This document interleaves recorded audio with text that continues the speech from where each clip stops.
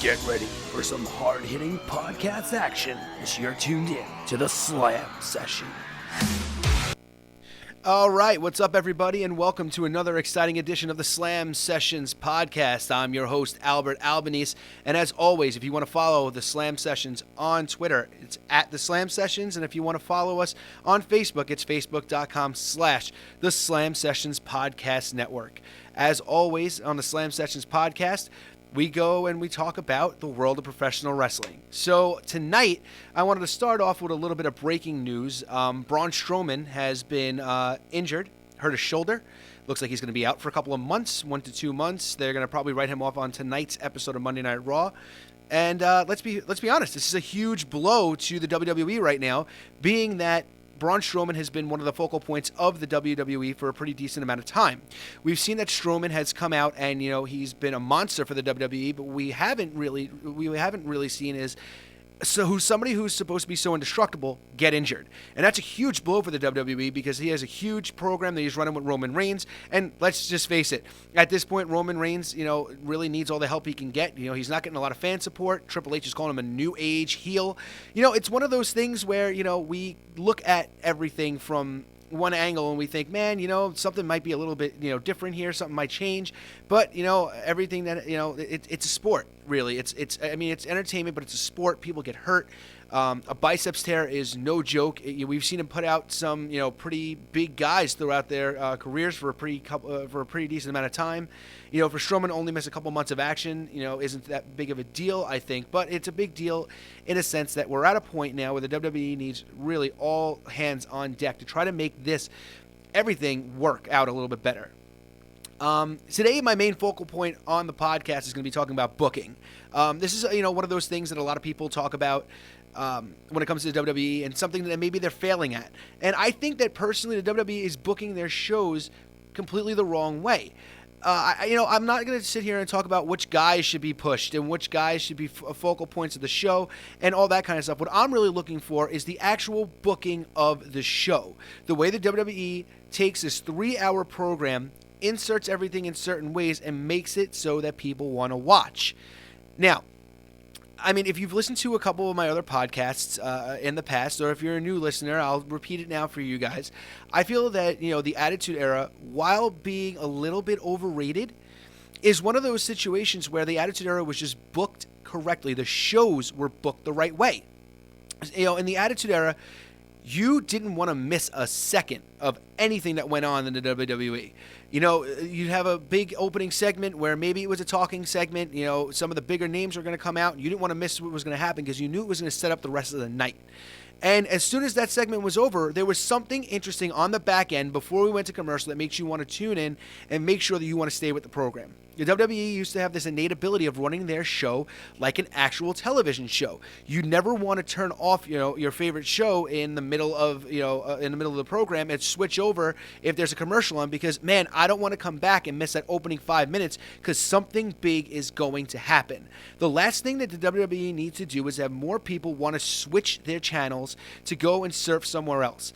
And let's face it, there's a lot more competition out now in, when it comes to the idea of television than there's ever been in, ever, period.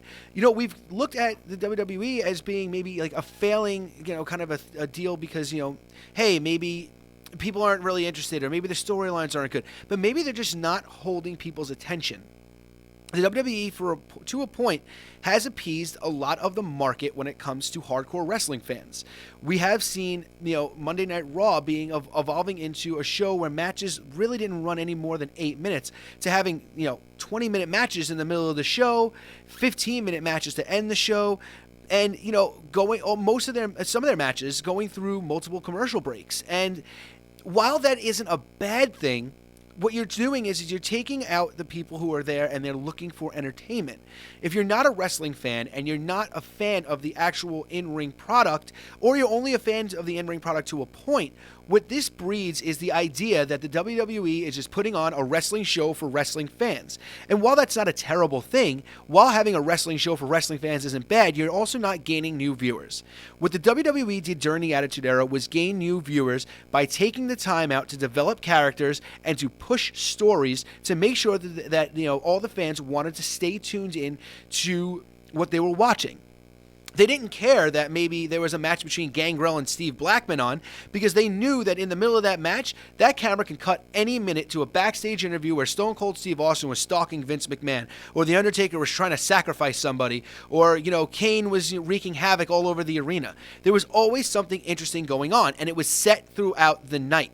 The idea is to take these characters and to push them to the forefront to make sure that throughout the night, the fans are interested. And if you have a common thread that's being weaved throughout the entire show, then you know that the fans are going to want to stay. Fans aren't going to want to stay because you booked a big main event. Who cares? I can go out and I can watch Kevin Owens versus Sami Zayn on the WWE Network for $9.99 as many times as I want. Why do I need to see that on Monday Night Raw? What I need to see is that a character like Braun Strowman or Roman Reigns is highlighted at the beginning of the show, has a goal, and goes out to try to achieve that goal. Whether that goal is, I need to find this person to hunt him down, to beat him up. I need to get into the office of the commissioner and the general manager and wreak havoc until I get what whatever the prizes that I want. They need to run these storylines from beginning to end, and they need to keep them so that people can understand what's going on. We have great feuds going on in the WWE right now. Seth Rollins versus Samoa Joe is a dream feud for a lot of people. And I'm not going to lie, a lot of people want to sit there and watch a 15, 20-minute match with Braun Strowman with Samoa Joe versus Seth Rollins. And, me being a wrestling fan, I want to see that too. The problem with that is that the story is a little bit lacking. Here, it starts off, Seth Rollins gets injured by Samoa Joe. Rollins wants revenge. Rollins got revenge. Joe attacks him. Great. Okay, but where's the substance? Why is Joe carrying all out these plans for Triple H? Why is Seth Rollins, even bothering himself with any of this? He's beaten Triple H. He's beaten Samoa Joe. Why does he care that Samoa Joe came out and attacked him? If that's me, I'd scratch up and be like, hey, you got me back. Okay, you got your revenge. I want to be WWE champion. That should be my goal. The WWE is also hurting themselves by not featuring their world champion on every show. You can say what you want about, the current WWE product, but when the Attitude Era was around, Stone Cold Steve Austin was the world champion. He was on every single show. He wrestled on almost every single show. And if he didn't wrestle, he was featured, he was highlighted, he was in 16 backstage segments throughout the night. And that's what we need. We need to see people in their own elements doing what they need to do to try to garner WWE fans to want to stick around. A lot of people are looking at the Cruiserweight division, and while they're great athletes, it's proving that being that there's no personality within the Cruiserweight division, that people aren't caring enough to watch. Yes, I can watch Neville versus Austin Aries every day. I can watch Rich Swann and Jack Gallagher wrestle all the time. But that's what 205 Live is about. If you're going to feature these Cruiserweights on Raw, let's give them something to do. Because let's face it, if these guys aren't interesting as characters, they're not going to get over with the fans. Casual fans need to know that these characters have some sort of a hook to them that makes you want to actually watch them. I personally don't want to sit here and watch another, here we go, 6-man Cruiserweight tag team match. We're going to highlight Mustafa Ali this week, and Drew Gulak's going to job like he's been since he's got there, and Tony Nese is going to look pretty good, but he's not going to put together all too good of a performance. He's going to get pinned. Babyfaces win, everybody claps, and that's it. Why do I need to see that? Why do I need to know that that's what's going on? How come they can't give something like they gave to Noam Dar, where he had a girlfriend and now he's out for revenge? I mean, these are things that we really want to see. We need to see the Cruiserweights have a home on Raw, but we need to see them have a little bit of personality. The fact is that during the Attitude Era, everybody had personality. Everybody had a character trait, something that drew people to them. And that's why the mid-card in the Attitude Era is way more over than some of the top guys in the WWE right now. Let's face it. If you were watching Raw, you wanted to see Val Venis, and you wanted to see Gangrel, and you wanted to see Steve Blackman, and you wanted to see, guys like Al Snow and Hardcore Holly, because they were in these hardcore matches. You wanted to see the Road Dogg come out and do his spiel, which is why Enzo and Cass are over, because they come out and they do their spiel every week, and it's crowd participation. People can sit there and sing along with Enzo Amore. That's what the WWE needs to do. They need to build these characters around what fans want. And what fans want is interaction. Ryback may not have been everybody's favorite wrestler. He may not have been over. But man, those Feed Me More chants were more over than half the roster. Chris Jericho got a list, a clipboard with the list of Jericho on the back of it, fake writing names on it, more over than 95% of the roster. This is why a guy like Chris Jericho gets over, because he evolves. He makes you want to watch him. He makes you sit there and think, great, Chris Jericho is coming on. I know we're going to have an entertaining segment because Jericho's going to talk. He's going to be funny. He's going to talk about the list. He's going to wear a doofy looking light up scarf, and he's going to make everybody laugh. Jericho has an innate ability to keep wrestling fans engaged. And that's the problem with a lot of guys right now. They're not keeping guys engaged. You can sit here and talk and say that this guy's a great promo guy, but unless you're a guy like Jericho or Bray Wyatt to a point where you command people to listen to you, people aren't going to care. Sure, Dean Ambrose can cut a great promo. But do I really care about what Dean Ambrose is cutting a promo about? Does he hold my interest more than a guy like Jericho does? Or just does he hold my interest enough that I'm going to want to sit back and watch whatever he's going to have to say? Not all the time, man. Not all the time. And I'm not crapping on Dean Ambrose. I think Ambrose is resting on himself a little bit. Now, I think that Ambrose has kind of gotten a little bit of wishy-washy when it comes to his character, but those backstage interview segments were fun when he interviewed Balor last week and when he interviewed Rollins last week. But guys like The Miz come out there and he puts that microphone in front of his face and he talks and people boo and he's has his little things like my hand goes up, your mouth goes shut. People are going to boo the crap out of a guy like The Miz, and that's what we need. We need more heels in this business to engage the crowd and make you hate them. The problem that WWE has is that there are so many heels out there right now that aren't natural heels. They're guys that fans want to cheer because most hardcore wrestling fans are big indie fans. And if you put one of these big indie guys as a heel, they're going to get cheers. Kevin Owens does a great job in garnering heat, but he still has a huge amount of people cheering him when he comes out to the ring and during his matches. AJ Styles, great amount of heat when he comes out there. People chant his name and he sits there and goes, I don't care. You don't have to chant my name. I don't care if you do chant my name. I don't want to hear anything about what you have to say. You want to hear what I have to say.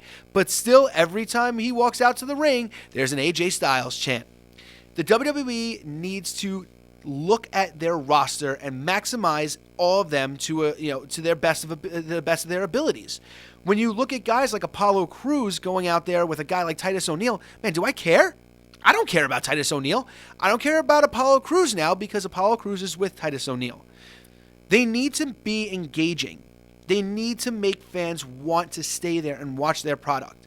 And one of the big things that they can do is that after every match, go to a backstage segment, put something out there to make people want to see what's coming up next. I mean, Charlie Caruso can sit there and interview anybody and look beautiful, but at the end of the day, what does that matter? Does it really matter? Is that what we really want to see?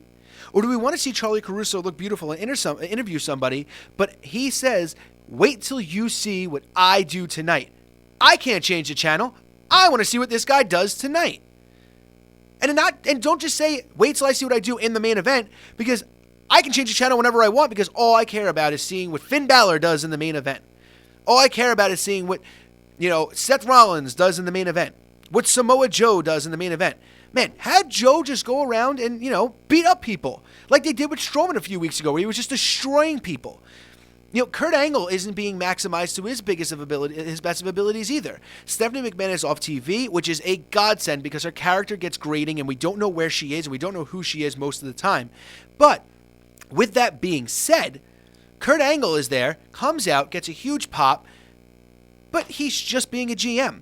Give him a little bit more authority, make him do some more stuff, make things more interesting because WWE fans will respond when that happens. Until then, ratings are going to continue to plummet. People are going to stop watching because the fact is that most of the people who are tuning out are the casual fans, the ones who don't want to see this every week, and the hardcore fans are still left there to complain every time the WWE does something wrong.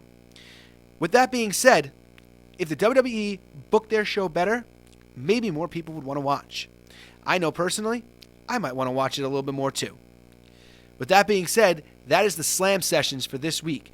Again, please hit us up on Twitter at The Slam Sessions. Hit us up on Facebook, facebook.com/The Slam Sessions Podcast Network. Keep your eyes out for the Guardians of the Galaxy non-spoiler review that's been posted on the Slam Sessions Facebook. Keep your eyes peeled for later in the week a special video version of the Geek Guy podcast, where we're going to actually, myself and Tom, are going to break down the entire Guardians of the Galaxy film. So if you haven't seen it, spoiler alert, maybe you don't want to watch it immediately, but go back after you see it and see if you agree with what me and Tom were talking about the entire time when we were talking about Guardians of the Galaxy. And also, the Opening Whistle podcast returns this week. Avi Schiffman and I sit down and talk about the draft. We talk about the big free agents that have just been signed, Marshawn Lynch, Adrian Peterson. These guys have found new homes. We talk about what the impact is going to be of the players in the draft and also the players that have been, big free agent players that have been signed over the past couple of weeks. So please keep your eyes peeled. Stay tuned to the Slam Sessions Podcast Network on Facebook and on Twitter to get your updates and to listen to the shows and support and like and share. Please get the word out there. This way we can all enjoy it. With that being said, this has been the Slam Sessions Podcast. I'm Albert Albanese, and I will see you guys next week on the Slam Sessions, but I will also see you during this week for the Opening Whistle and the Geek Guy Podcast. Keep cool, guys, and I'll see you soon. Thanks for listening to the Slam Sessions. Find us on Twitter at The Slam Sessions. We'll see you next time.